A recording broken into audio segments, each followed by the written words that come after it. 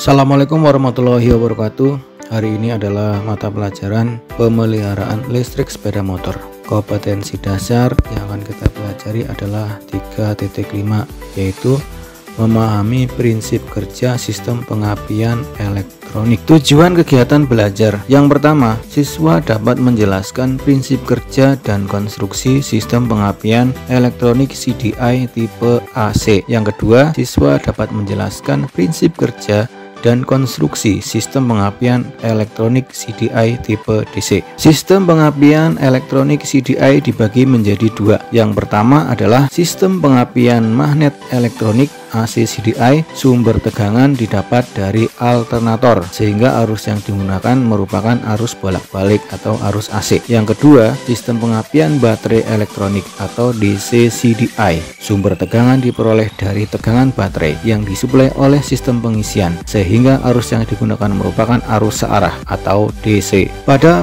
pertemuan kali ini kita akan membahas sistem pengapian magnet elektronik AC CDI. Komponen-komponen sistem pengapian AC CDI. Yang pertama adalah sumber tegangan. Sumber tegangan berfungsi sebagai penyedia tegangan yang diperlukan oleh sistem pengapian. Sumber tegangan sistem pengapian magnet elektronik AC merupakan sumber tegangan AC, yaitu alternating current, berupa alternator atau kumparan pembangkit atau stator atau magnet atau rotor. Alternator berfungsi untuk mengubah energi mekanis yang didapat dari putaran mesin menjadi tenaga listrik arus bolak-balik atau AC. Pada sepeda motor, rotor juga berfungsi sebagai flywheel. Yang B adalah kunci kontak. Kunci kontak berfungsi sebagai saklar utama untuk menghubung dan memutus atau on-off rangkaian pengapian dan rangkaian kelistrikan lainnya. Pada sepeda motor, kunci kontak untuk pengapian AC merupakan tipe pengendali massa. C. Koil pengapian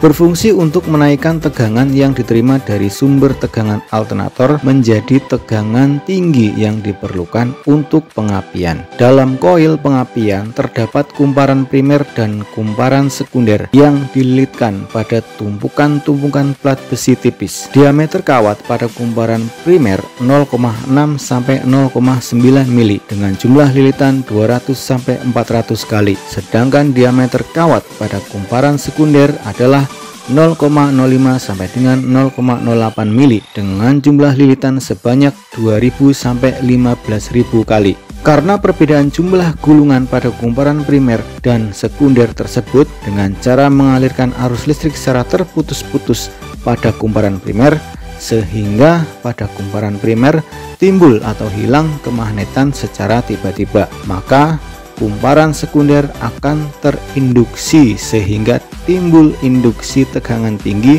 sebesar kurang lebih 20.000 volt. D. Unit AC CDI merupakan serangkaian komponen elektronik yang berfungsi sebagai saklar rangkaian primer pengapian, menghubungkan dan memutuskan arus listrik yang dimanfaatkan untuk melakukan pengisian atau charge dan pengosongan atau discharge muatan dari kapasitor. Kemudian dialirkan melalui kumparan primer koil pengapian untuk menghasilkan arus listrik tegangan tinggi dan kumparan sekunder dengan cara induksi elektromagnet. E. Kumparan pembangkit pulsa atau signal generator atau pick up coil bekerja sama dengan reluktor sehingga menghasilkan sinyal trigger atau pemicu yang dimanfaatkan oleh trisistor untuk mendischarge seluruh muatan kapasitor.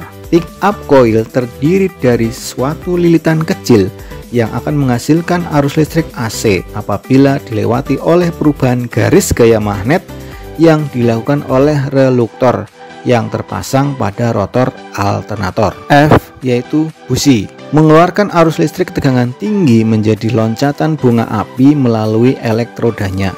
Loncatan bunga api terjadi disebabkan adanya perbedaan tegangan di antara kedua kutub elektroda busi. Demikianlah komponen-komponen dari sistem pengapian magnet elektronik AC CDI. Untuk pertemuan selanjutnya akan kita bahas bagaimana prinsip kerja dari sistem pengapian magnet elektronik AC CDI. Saya cukupkan sekian. Mohon maaf ada kekurangan. Assalamualaikum warahmatullahi wabarakatuh.